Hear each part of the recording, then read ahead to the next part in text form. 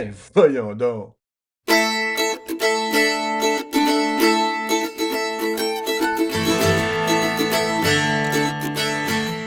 Et bonjour tout le monde, bienvenue à une autre édition de Ben voyons donc! André Bondeau au micro, en compagnie de Michel Payet. Bonjour Michel! Salut André, ben voyons donc! Comment ça va? Ben c'est à moi de te demander, ça a l'air que tu fais dans le plâtre de Paris maintenant?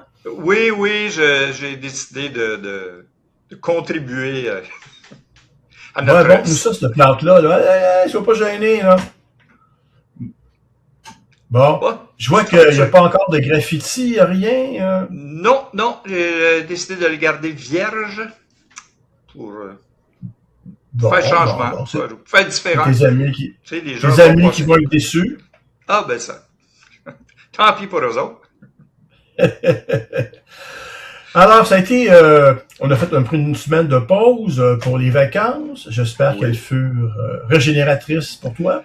oui, ça fut très agréable, merci beaucoup. Je sais, comme tout bon géochrétien, tu es un pêcheur, mais toi, tu le fais aussi dans le sens sportif. Oui, je suis allé à la pêche un petit peu, mais mettons avec un bras dans le plâtre, là, ça va. Tu sais, conduire le moteur, tenir la canne, Le c'est pas casting, évident. c'est pas, Puis faut pas que tu mouilles le plâtre, tu sais, Ah oui? disons Ben, que tu pourrais mettre un plastique, quelque chose, là? Ça doit se ben vendre, c'est ça. j'espère. Je me suis acheté ce que j'appelle moi un condom à poignet. C'est Les deux sont souvent reliés. C'est ma douce qui a trouvé ça sur Amazon. C'est un grand sac de plastique que tu recouvres le plâtre et au bout, il y a comme une bande élastique qui vient Ah oui. serrer autour de ton biceps si tu en as. Et ça empêche l'eau de rentrer. Théoriquement, ils disent que tu peux te baigner, tu peux prendre ton bain. Moi, je m'en sers surtout pour la douche. Là. Est-ce que tu as l'endroit pour tes doigts? Est-ce que tu peux, ou c'est juste Oui, comme une c'est comme une mitaine? grosse mitaine, c'est comme une grosse mitaine en plastique transparent qui va par-dessus avec une bande élastique pour bien fermer, pour pas que l'eau pénètre. Alors, c'est sûr qu'en allant à la pêche, dans le milieu d'un lac, c'est un milieu assez humide, Légèrement. assez légèrement. Alors, je faisais attention un petit peu. Ça a été plus un tour de chaloupe OK. que T'as taquiné le poisson, mais il t'a pas répondu. Ouais, ben c'est ça. J'ai compté une couple de blagues, puis bon, ils ont Ça pas trouvé arrive. ça drôle puisque j'en ai pas vu un. On parle de poissons, Oui. les animaux, ça a l'air que tu as observé des choses intéressantes cette semaine. Oui, ben écoute, j'ai vu un article dans la presse là, qui parlait de la surpopulation d'écureuils guéris à Montréal surtout. Et je sais qu'il y en a un petit peu partout et que de plus en plus les écureuils noirs disparaissent. Et là, il y avait une liste de gens qui parlaient de leur expérience avec les écureuils qui ont grugé à travers les poubelles, puis il y en a que, tu sais, qui ont grugé le bas de porte d'un cabanon, puis qui ont passé l'hiver Parle-moi là. pas là-dessus, là. Moi, ils m'ont passé deux poubelles, là. J'étais à la veille de traité de C'est ça, terroriste, là, tu sais. tu sais, des gens qui ont un peu de difficulté parce qu'ils ont des problèmes avec les écureuils, mais leurs voisins les nourrissent. Ils trouvent ça cute. Ah Tu ouais. sais. Ben moi, j'ai eu à un moment donné, je me suis tanné. Hey, c'était du gros plastique, ils sont passés au travers. J'ai dit, ah ouais.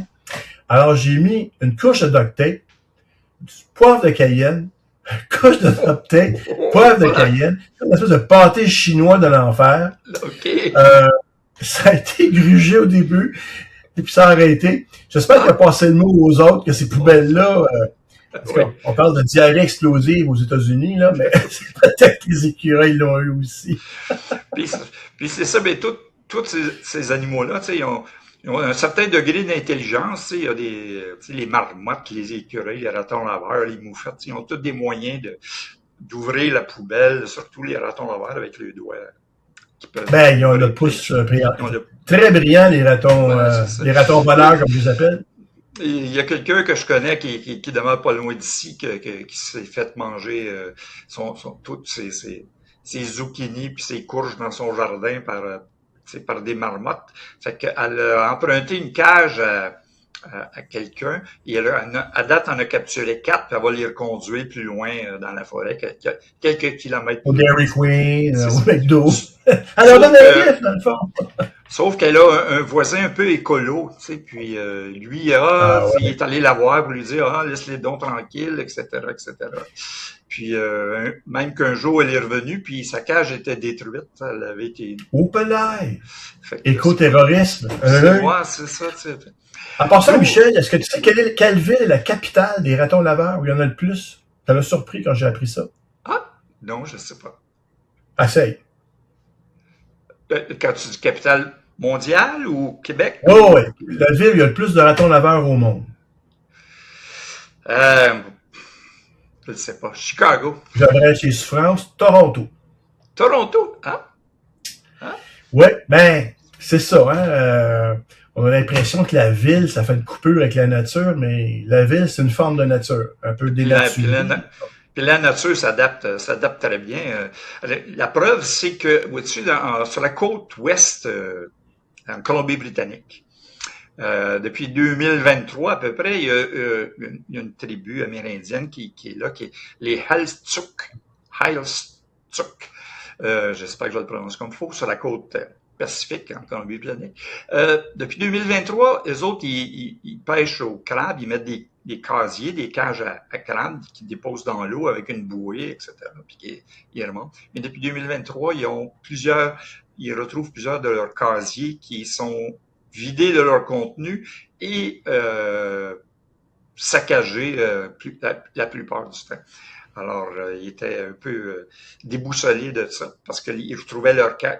Ils allaient déposer les cages en eau profonde, un peu au large, puis ils retrouvaient les cages sur la plage, sur le rivage. Ah oui. Défoncé. Comment Oui. dire, ils tiraient là, le fil, puis la Alors là, corde, puis ils ramenaient les cages sur la berge. c'est ça. Alors là, les premiers suspects, c'était les phoques.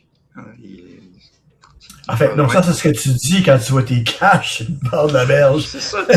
Donc, les premiers suspects, c'était les mêmes faits marins.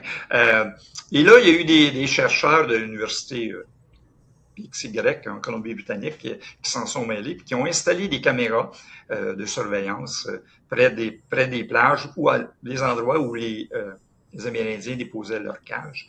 Et lorsqu'ils ont commencé à étudier les vidéos, quelle ne fut pas leur surprise d'apercevoir un loup qui sautait à l'eau et avec sa gueule attrapait la bouée, ramenait la bouée sur la plage et après ça, avec ses dents, prenait la corde et tirait jusqu'à temps que la cage soit sur la plage. Puis là, ils pouvaient manger ce qu'il y avait dedans, les appâts, parce que les autres, ils laissaient comme un plat avec des appâts pour attirer les crabes.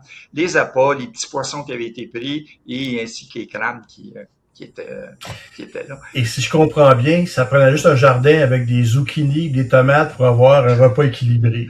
Exact. Donc ce loup-là, les gens ont été bien impressionnés. Et ils ont laissé les caméras là pour voir l'évolution de ça. Et puis ils se sont rendus compte. des preuves, c'est ça, ouais.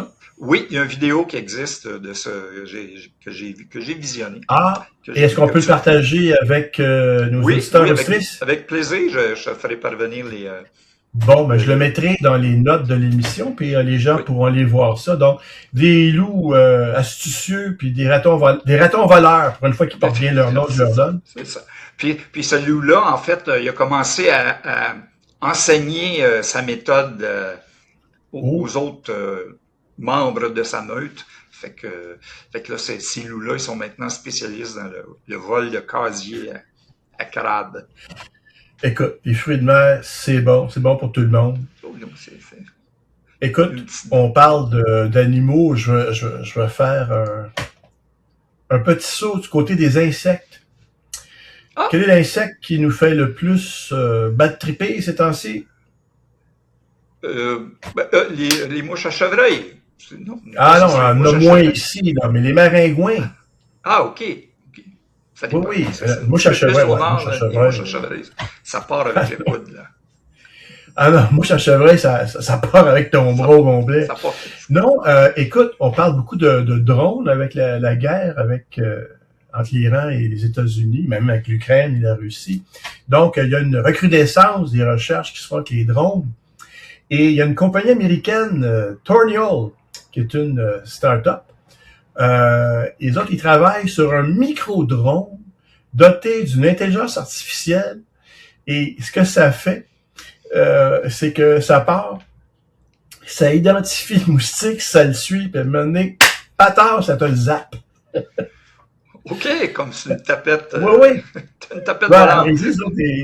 ben oui, alors il existe des essais de minuscules drones pourraient potentiellement éradiquer les moustiques en milieu urbain sans produits chimiques ou rien.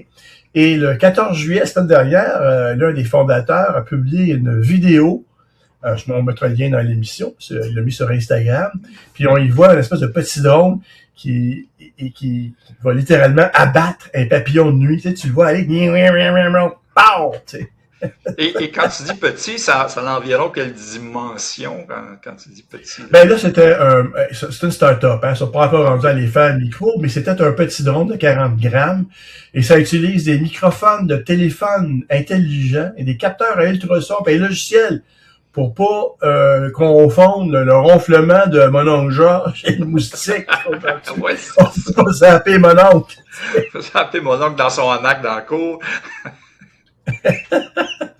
Alors, selon eux autres, ils disent que 10 de ces appareils-là suffiraient, selon eux, pour assainir 1 km², donc, de moustiques. Ça marche. Mais bon, moi, ce que j'ai peur, c'est que j'avalais un moustique. Oh, j'avalais un drone! C'est ça, exact. C'est pas évident. Fait qu'on peut dire, parce qu'il y a eu plusieurs... des huiles contre les moustiques. Il y a le célèbre Thermacell là, qui existe, là, c'est une plaquette qui dégage une odeur quelconque qui éloigne les moustiques. Les pêcheurs et les chasseurs utilisent grandement. Et tu demanderas à ton amie Hélène, ma cause, on avait un mon oncle André qui disait « Mange des bananes, ça éloigne les moustiques. » Ah oui, il y a ça. C'était son mantra. Ils disent que de se frotter la peau aussi avec une pleure de banane, ça sert de chasse moustique également. Moi, les pleurs de banane, ça sert à faire des jokes plates. Parlant de jokes plates, ça a l'air que t'en as recensé une coupe. Ben, oui, j'ai le la passe par la bande, toi? Écoute, direct sa palette. Écoute, un certain lundi matin du mois d'avril 1974, on parle d'il y a 52 ans, les habitants d'une ville en Alaska, ils vivent sur une petite île qui s'appelle l'île Kruzof, un petit village qui s'appelle Sitka en Alaska. Ce village-là est à l'ombre du mont, attends une minute que je trouve le nom, le mont Edgecombe. Ils sont juste à l'ombre et le matin, ils se lèvent et ils remarquent, parce que le mont Edgecombe, c'est un ancien volcan en dormance là, qui a pas fait d'éruption depuis des millénaires. Et ils remarquent une grosse fumée noire qui se dégage du cratère du volcan éteint en question. Alors là, panique générale, on appelle la police, on appelle les pompiers, on appelle même la garde nationale. On aurait pu oui donc Là, ça va loin. La garde nationale contacte la marine américaine, parce que ça se passe. Et à Juneau, en Alaska, l'amiral de la marine qui est stationné là, lui, envoie un hélicoptère pour aller vérifier qu'est-ce qui se passe, sur quel côté il pense que l'éruption, la lave va couler, est-ce qu'il faut évacuer les résidents, commencer à ramasser combien de bateaux on peut aller envoyer, etc. Le branle-bas de combat. Exact. Alors, le conducteur de l'hélicoptère en question survole le cratère du mont Edgecombe pour apercevoir à l'intérieur une grosse pile de pneus en flammes qui dégage une fumée noire. Et dans la neige tracée à la peinture noire avec des lettres de environ 50 pieds de gros, là, 50 pieds de haut, c'est marqué April's Fool, poisson d'avril. C'était le 1er avril que quelqu'un avait joué ce tour. Alors l'homme en question s'appelait Oliver Porky Bicker. Puis lui, c'était un joueur de tour invétéré, il était connu dans le village. Puis là, lui, ça faisait 3 ans qu'il attendait son tour. Il attendait son tour. Parce que à tous les matins, il a accumulé 70 pneus dans son hangar. Et pendant 3 ans...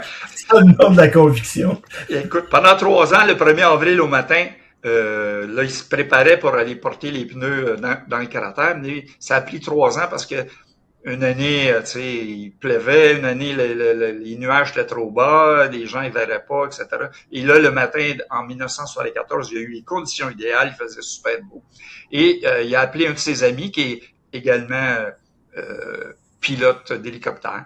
Ils ont chargé les pneus. Avec quelques amis, ils sont montés dans le cratère. Ils ont mis les pneus comme en cône, en top.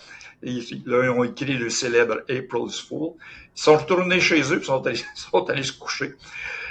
Mais la réaction a été... en tout cas, moi, j'ai trouvé ça surprenant parce que les gens, un coup que tout le monde a su que c'était une blague, ont trouvé ça drôle. Même la garde nationale ont trouvé ça drôle. Autre temps, l'outre-mer... La pollution, là. C'est exactement le réflexe que j'ai eu. En 1974, les gens ont trouvé ça drôle. En 2026, je suis pas sûr, moi, que... l'écologie. Puis je suis pas sûr, moi, que la garde nationale américaine, aujourd'hui, verrait ça d'un bon œil de se faire déranger ainsi. Alors, ils auraient pu se faire le tristement célèbre, tu te rappelles, à l'époque de l'apartheid, des pneus qui mettaient sur la tête des gens. Oui, exact. Shit. Oui, fait que ça a été surprenant parce que ça, des joueurs de tour, il y en existe. Moi, j'en connais, quelques-uns. Un en particulier qui était allé dîner à une brasserie. Un autre de leurs amis est serveur là. Et puis, il lui demande, ça n'a pas l'air à aller. Il dit, écoute, je finis de travailler à 1h et puis j'ai un départ de golf à 1h30. Donc, à 1h, faut que je décolle. Puis, je viens de remarquer que j'ai une crevaison sur mon auto. Alors, l'ami en question qui est allé avec son frère, pas de problème, écoute, donne-nous tes clés, on va te le changer, nous autres, ton pneu. Alors, ils ont changé la crevaison, le gars était bien content, il nous a payé la bière. Puis quand il est sorti, la crevaison qui était sur la roue avant droite était rendue sur la roue arrière gauche. Il avait changé la crevaison, mais de place. Point. Exactement. Ça n'a pas eu l'heure de lui plaire. Barouette, non. Fait que... Parlant d'heure, parlons horloge, mon cher ami. Horloge? Oui, monsieur. D'ailleurs, il y avait un terme qui me dépassait lorsque je m'amusais avec ma montre dite intelligente. On pouvait y appeler ça les différentes fonctions des complications. Okay. Je me suis dit, d'où c'est que ça vient? C'est un anglicisme? Non. C'est un terme d'horlogerie. Une complication désigne toute fonction qui va au-delà de l'affichage des heures, des minutes, et éventuellement des secondes. OK. En 2015, donc une dizaine d'années, les horlogers de la manufacture suisse Vacheron Constantin ont dévoilé une montre, la référence 57260, comme quoi que la poésie n'est pas morte. Une montre de poche qui a été commandée par un collectionneur privé anonyme très spécifique. Il voulait avoir, en plus des fonctions régulières, un calendrier perpétuel hébraïque et un chronographe unique qui permettait de chronométrer plusieurs événements simultanément. Ça a pris 8 ans à faire et ça a servi de base à une nouvelle montre qui s'appelle la Berkeley Grande Complication, que je te montre à l'instant, mon cher ami. Alors, tu vois la grande complication. Alors, l'idée derrière ça, c'est une montre d'environ 5 cm qui est logée dans un boîtier en or blanc. Elle pèse 960 grammes et présente près du double de complications, soit 33. Ils sont partis de là, puis ils ont dit, ouais, on peut-tu faire plus? Et ils ont fait ce modèle-là qui comprend 66, d'en montrer d'autres, 66 complications, toi. Excuse-moi, tu Alors, dit que ça pesait 960 grammes? Ouais, C'est assez pesant, c'est assez pesant, quasiment ça. un kilo. Si tu vas regarde l'intérieur de ça, toi, mon ami, toi, si c'est pas. Ça, c'est juste une couche, mais il y en a 4 de même. C'est pas évident. Alors, ce qui le rend exceptionnel, donc, c'est qu'ils ont intégré dans le même boîtier 63 complications / fonctions et 2870 minuscules pièces mécaniques. Alors, j'imagine que la réparation et l'assemblage vient avec des antidépresseurs. Parce que... Ouais, puis quand tu lui demandes, il est quelle heure, tu sais, puis ça peut prendre 15 minutes avant qu'il trouve la bonne aiguille. Écoute, je te donne juste une idée des complications. C'est assez spécial. Bon, l'heure, minute, c'est les secondes, ça va. Indication jour et la nuit pour la ville de référence. Indication de l'heure mondiale pour 24 villes. Calendrier perpétuel grégorien, jour de la semaine, le mois. OK. Attention. Calendrier perpétuel chinois, numéro du jour, nom du mois, indication de la date en chinois, signe du zodiaque chinois, les 5 éléments et les 10 tiges célestes, les 6 énergies et les 12 branches terrestres, l'état de l'année chinoise et l'indication du nombre d'heures dans le cycle métonique de 19 ans. Et, comme la Keitel dans l'époque, et ce n'est pas tout, il y a un calendrier perpétuel agricole chinois. On indique les saisons, les équinoques, les solstices, un calendrier astronomique, une carte du ciel calibrée pour Shanghai, les heures et les minutes sidérales, l'heure du lever et coucher du soleil, durée de la nuit et du jour, les phases de la lune avec une correction toutes les 1027 ans. Et tout ça pour la modique somme de... Oh, il n'y a pas de prix, mais on estime que ça pourrait valoir 10 millions de dollars facile.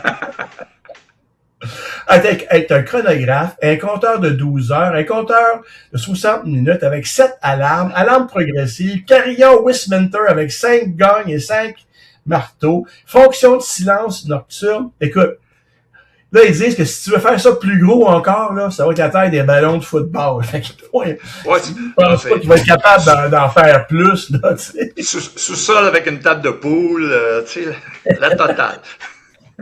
Ah ouais, le solstice cross-side. Alors, voilà. Donc, s'appelle donc la Berkeley Grande Complication de la firme des ateliers de Vacheron-Constantin. D'ailleurs, c'est drôle, hein, parce que j'ai appris ça il y a pas plus tard que 48 heures. Et hier soir, avec ma douce, on écoutait une série dans laquelle une dame recevait en cadeau une montre de la grande Berkeley Complication. Peut-être pas celle-là, là, mais elle y ressemblait à Moses. Je fais comme, wow! Donc, voilà. Ce sont de belles montres et le nom complication peut être un peu spécial, mais tu sais, les noms qu'on donne aux choses, ça peut vouloir dire bien des choses, comme dirait l'autre. Oui, exact. Ça se passe en Suisse? Je pense. Donc, de Suisse. Oui.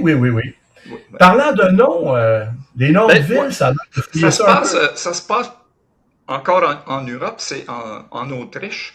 Le conseil municipal d'un petit village, une centaine de personnes qui vivent là, situé dans le Land, en Haute-Autriche. Ça, c'est pour ceux qui aiment la géographie, c'est à 350 km à l'est de Vienne.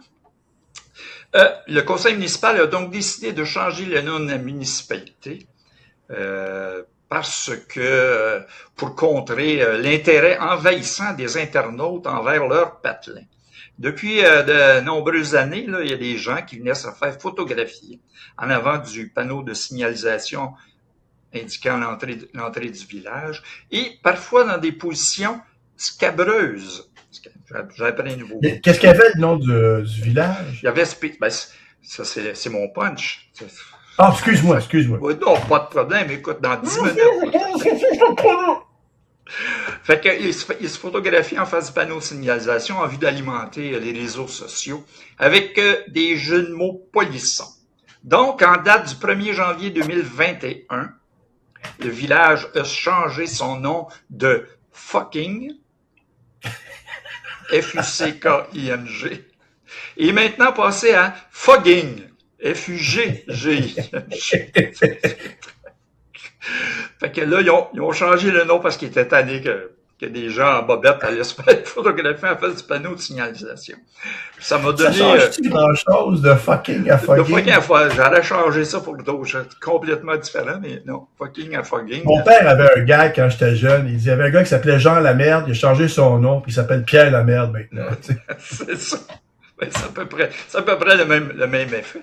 Fait que je suis allé regarder une liste de noms, parce qu'en France, ça, particulièrement, ils ont des noms cocasses.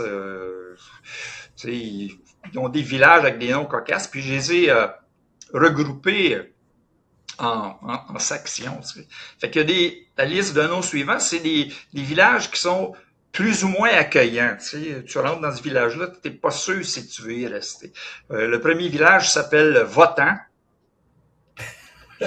Tu rentres dans le village, puis Votan. J'arrive à Votan. Un autre qui a peut-être pas beaucoup d'activités qui se passent là parce qu'il s'appelle Plus Rien. Il n'y a plus rien. Il y a Trécon. Il y a Crevant. Crevant, ça c'est... Il y a juste des foyers de vieillards. Là. Et finalement, un autre qui s'appelle Bitch. Il y a une série de noms là, on tombe dans le scatologique. Là, Oh. Et ce sont des noms véridiques de villages. Il y en a un qui s'appelle Anus. L'autre s'appelle La Crotte. Je pense à un village voisin. La Crotte et l'Anus, je pense à il y a il y a Salpisse et il y a Pisse en l'air. Tu sais, chaud de pisse? Tu sais, comme les gens de Salpisse, c'est quoi, les Salpiciens, les Salpiciennes? Les Sulpiciens, ouais. Ensuite, il y a des noms de villages à caractère sexuel un petit peu. Là. On tombe dans un autre domaine. Il y a Deux Verges, village qui s'appelle Deux Verges. Il y a Sainte-Verge. Il y a Cornu. Il y a Baise. Mon cul. Poil. Condon. Long cochon et froid cul. Et là, c'est certifié, là. Oui, c'est ça. On va voir, on essaie de trouver des affiches des villages, on va les afficher dans Oui, dans il y a un site là, que tu vois, ils te disent, ça c'est en Loire-Atlantique, ça c'est en Ardèche, ça c'est tel village est à tel endroit. Et puis, il y a même un village que moi, je trouve particulièrement paresseux, qui ont décidé d'appeler leur village Y. Et pas Y, Ah bon? I-G-R-E-C-K, là, juste la lettre Y.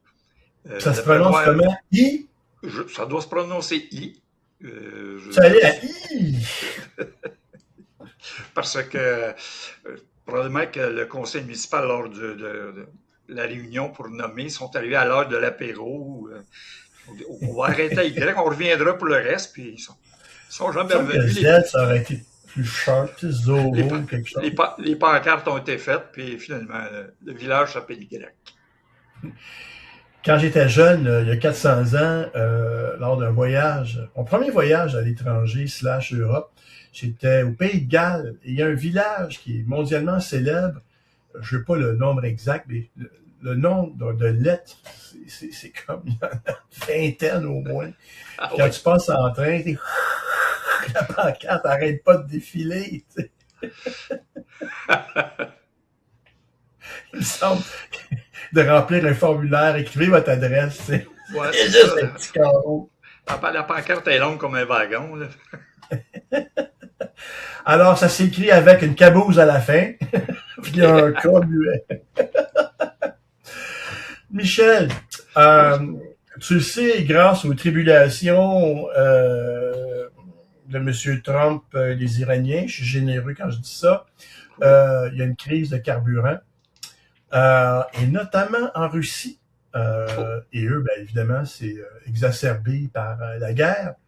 Alors, la Russie qui traverse en ce moment, nous dit-on, une crise de carburant sans précédent, où les automobilistes passent des heures en file pour faire le plein, et ça à des prix exorbitants. Alors, les médias russes ont rapporté que de plus en plus, on voit apparaître des magiciens, voyants et sorciers qui utilisent les réseaux sociaux pour promouvoir toutes sortes de services plus ou moins douteux, qui va de la réduction de la consommation de carburant à la transformation d'essence ordinaire en carburant haut de gamme grâce à des rituels occultes. Oh my God! Ces voyants affirment que la surconsommation de carburant ne provient pas nécessairement d'une défaillance mécanique. Non, non, non, que tu connais au char, toi, mais d'un sortilège. Hein, des énergies négatives. Tu sais, la cuirette, là, c'est pas bon, c'est pas bon. Les aliments de planète Exactement. occultes. Oublie l'alignement des héros, c'est l'alignement des planètes. Fait qu'au lieu de faire vérifier le moteur ou genre chez un garagiste, il fait donc des rituels. Puis c'est payant, hein, jusqu'à 16 000 roubles, donc c'est à peu près tout. C'est au-dessus de 200 piastres. Ah là là. 16 000 euros? Non, 16 000 roubles, soit plus de okay, 200 dollars américains, c'est-à-dire 10 000 piastres canadiens. Oui, c'est ça. Écoute, dans un cas précis, nous rapportons, une sorcière aurait affirmé à un client que le réservoir de sa voiture avait été frappé d'une malédiction, provoquant une consommation excessive de carburant. Un petit 200 piastres, mon homme. C'est pas un tic qu'il faut que tu mettes dans ton moteur. C'est un talisman. Oh mon Dieu!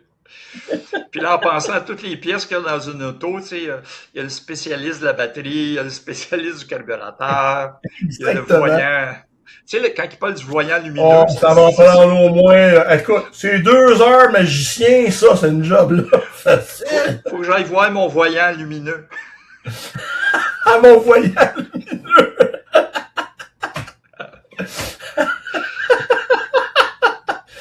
Oh là là, je te dis qu'on a... Le monde est fou. Le monde est fou. Le monde est fou. Alors, parlant de monde, ça a l'air qu'il y a du monde qui ont des drôles de noms dans la vie. Ben, c'est ça. Hein.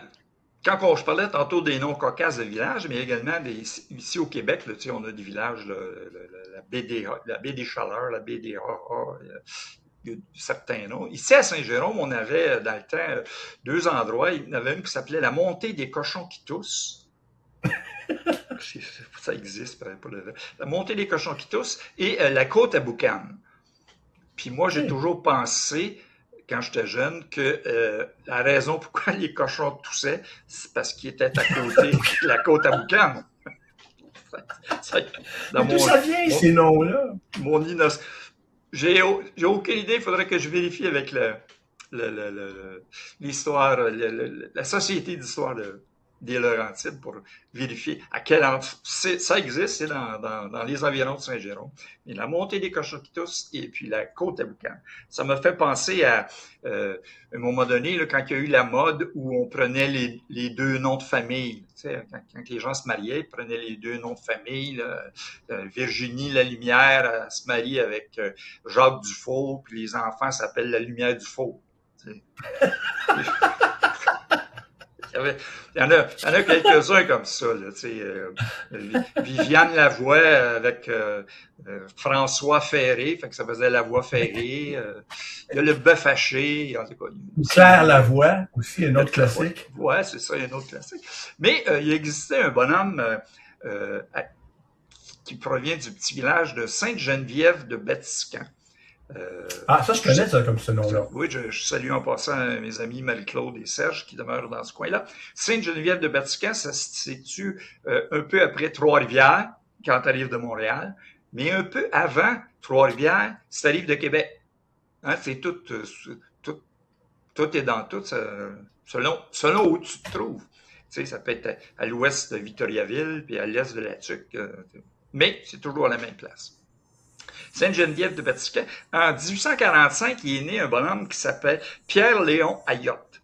Et lui, quand il était jeune, il a eu une maladie infantile. À un moment donné, il a eu des gros accès de fièvre qui ont affecté un peu son cerveau, son fonctionnement, etc.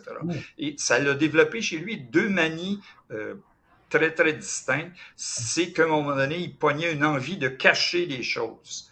Exemple, dans ce temps-là, c'est le temps d'aller bûcher du bois parce que l'hiver s'en vient. Fait que là, lui, il cachait toutes les haches, les scies, tous les outils pour couper le bois. Fait que là, les gens passaient 2-3 jours à trouver leurs affaires cachées dans le foin, dans la grange, un peu partout. Dans le temps des fêtes, il cachait tous les ustensiles de cuisine. Tu sais, sa mère était pas capable de faire les tourtières pour le temps des fêtes. Il restait plus de vaisselle, il restait plus rien. Fait qu'il y avait cette manie-là de cacher des choses, et surtout au mauvais moment.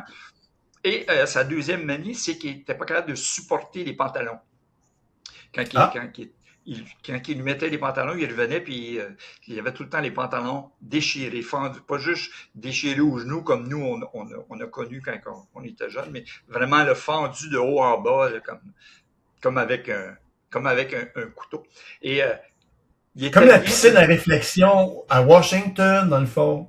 Ah, oui. Donc, il y avait probablement quelqu'un qui...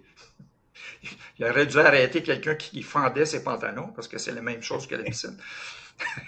Mais lui, pour contrer ça, lui, il s'est mis à porter comme des grandes robes, des soutanes, comme une soutane avec des grandes bottes en cuir. Et les gens ont commencé à le surnommer. Son surnom, que j'ai un peu dit, il faudrait que si quelqu'un connaît la réponse, là, que j'aimerais savoir la réponse. Son surnom, c'était la jaquette à Simon. Puis que lui, aussitôt que tu mettais les pantalons, il déchirait, il remettait sa jaquette, si on peut dire. Fait qu'il l'appelait la jaquette à Simon, même s'il s'appelait Pierre-Léon. Il est devenu tellement célèbre dans son coin que même il y a un cirque qui l'a engagé et il a fait des tournées aux États-Unis. Puis là, je ne sais pas comment est-ce qu'il le présentait. And now is a jacket à Simon. Puis là, il s'apercevait qu'il n'y avait pas de jacket. Je ne sais pas comment est-ce qu'il le présentait. Et il mettait en arrière, il l'habillait avec des pantalons, il le mettait en arrière de rideau. Puis, 2 minutes après, il baissait le rideau, puis il était avec sa jaquette, ses pantalons étaient fendus, etc.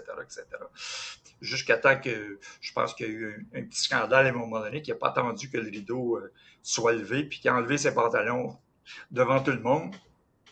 Et puis, dis-moi, Michel, es-tu un amateur de musée et de bouffe? Oui, mais pas nécessairement les deux en même temps, mais oui. Ben, normalement, tu n'es pas supposé d'amener de la bouffe. T'sais. Je m'excuse, j'ai mis de la moutarde sur Mona Lisa. Tabarnouche, c'est pas bien bête. Il y en a de la musique, il en mange, mais ça, c'est leur choix. C'est ça. Ah, écoute, je vais te raconter une histoire. Il y a un artiste conceptuel néerlandais nommé Wim Schippers, je ne sais pas comment je le prononce. Il est décédé le mois dernier à 83 ans, paix à son âme. C'était une figure anticonformiste très appréciée aux Pays-Bas. D'ailleurs, pour l'histoire, c'était la voix de Ernie puis Kermit dans Sesame Street version néerlandaise. Okay. Mais Monsieur Schippers était également un artiste conceptuel qui créait des œuvres absurdes et loufoques. Question de questionner, de remettre en question donc les idées reçues sur l'art et les significations qu'on peut y apposer. Donc, il a créé pour la première fois, en 1969, une œuvre intitulée, et là vous excusez ma prononciation, mes cours de néerlandais sont un peu loin, Pindakaasvloer, ou encore Sol en beurre de cacahuète. En bon québécois, sol comme le un plancher en beurre de pinot. Et cette œuvre-là était conçue dans une exposition qui s'appelait « Recouvrement de plancher ». Alors, tu vois ici, j'ai une photo, donc en 69, il y avait ça. Et on nous dit aussi que ça a tellement connu du succès, semble-t-il, qu'en 97, ils ont dit « on va refaire l'exposition », mais elle a été vandalisée, toi. Ah! Oui, par des gens qui ont déposé des tranches de pain avec des petits paquets en anglais, des pépites de chocolat. En néerlandais, c'est des hagelslag. Mieux connu en anglais, des sprinkles. Apparemment, ça n'avait pas choqué l'artiste à l'époque parce qu'il avait dit, ben finalement, les pains sont bien placés, les tranches sont bien placées, les sprinkles, il y a une bonne... Bref, c'était un artiste total. Ça rajoute une couleur. Ben, ça rajoute une couleur et... En tout cas, c'est de l'art qui a un goût. Donc, cette année, le musée Boschman van Bergen, à mes souhaits, a rendu hommage à l'artiste disparu en recouvrant le sol, n'est-ce pas, de beurre de cacahuète. Je te montre là. Alors, en bon québécois, 400 kilos de beurre de peanut, toi. Assez pour faire, nous dit-on, 15 000 sandwichs. Nice. Et l'artiste, avant de mourir, a dit, si vous refaites ça, attention, c'est pas n'importe quoi, ça va me prendre le beurre de peanut calvé. Pas du craft. Rien d'autre. Exactement. Alors, on s'est mis à l'œuvre, n'est-ce pas, comme tu peux voir, avec les grosses chaudières. Ah ouais, la maçonnerie. Ça a pris 40 pots de beurre de cacahuète pour faire l'œuvre. Alors, il y a à peu près 2 cm d'épais. Et c'est un hexagone, donc, de 25 mètres. Ça a dû prendre du temps. Alors, mais attention, c'est peut-être pas pour tout le monde, cette exposition-là, parce que... T'es-tu allergique aux arachides? Oui, exact. Ah, c'était la question. Oui, monsieur. Tu peux pas y aller si t'es allergique. J'étais allé au musée, puis j'ai pris mon épipène. Donc, on peut pas ça. Et apparemment, qu'il y a eu une personne qui, par mégarde, avait pilé dessus. Alors, ils veulent pas que le beurre de peanut se promène dans tout le musée. Ça semble être un peu spécial. Donc, qui a dit que l'art et les aliments ne pouvaient pas faire bon ménage, ou voire même faire bon pain de ménage. Voilà ce que je parle. Bon, eh bien, Michel, après tous les obstacles que nous avons eus, parce que les gens ne le verront pas, on a eu le vent technologique d'en face, comme on dit. Vive la magie du montage. C'est tout le temps qui nous reste. Phew.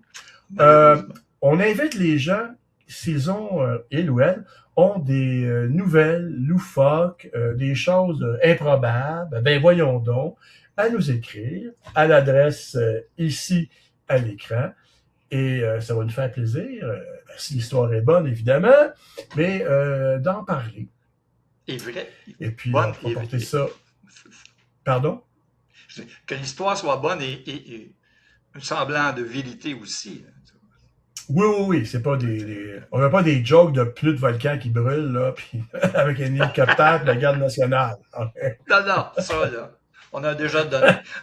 On a donné. Alors, Michel, je te souhaite une bonne convalescence avec ton plan. Merci beaucoup. Merci. Est-ce que je me trompe si je me dis que tu pourrais être audacieux et aventureux, te promener dans un quartier malfamé du Vieux-Port et si tu te fais attaquer, un coup de plante pourrait te servir d'objet contondant? Ah, ça pourrait. Mais moi, je vois plutôt le côté pratique, n'est-ce pas? Parce que là, malheureusement, je ne peux pas faire la vaisselle jusqu'à temps qu'il enlève mon plâtre. Je rencontre mon orthopédiste et je demande un billet du médecin jusqu'au 8 janvier. Hein, après les fêtes, là, tu sais, il y a bien de la vaisselle. Ma douce. Moi, c'est clair que, tu sais, je veux dire, il faut qu'on te reconnaisse comme handicapé temporaire. Je veux dire. Je vais aller chercher ma petite pancarte, là, tu sais, pour accrocher. Ouais, mais ta blonde, si elle a acheté le gant avec l'élastique qui ferme, elle va bien dire, hey, mets tes mitaines, viens faire la vaisselle, mon grand. Ah oui, t'es capable. Alors, c'est le cas de le dire. Ta maxime va être « je pense, donc je suis ». Oui, exact. Je vais passer à ça. Alors, ben, Michel, c'est toujours un plaisir. On se dit donc bonjour tout le monde. On se donne un rendez-vous la semaine prochaine pour d'autres histoires improbables qui vont nous faire dire tout le monde ensemble. 1, 2, 3. Ben voyons donc! Voyons donc! Ben voyons donc, Michel! On va-tu l'avoir en même temps un jour? Un jour, ça va se faire 6,49. À la 500e, on va l'avoir. Tout de suite, 5,49. Bye tout le monde! Bye Michel! Attention à vous autres! Salut André, bye bye tout le monde!